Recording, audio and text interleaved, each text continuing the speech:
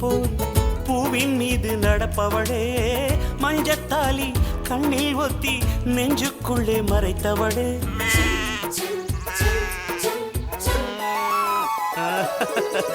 கண்ணுக்குள்ளே கணவனையே பூட்டி வைத்து ரசித்திருப்பாள். மாமனாரும் மாமியாரும் தந்தை தாயாய் அரவணைப்பாள். விடுகதையாய் இதுவரையில் இருந்தவளே, மணவரையில் தொடருகிற தொடர்கதையே.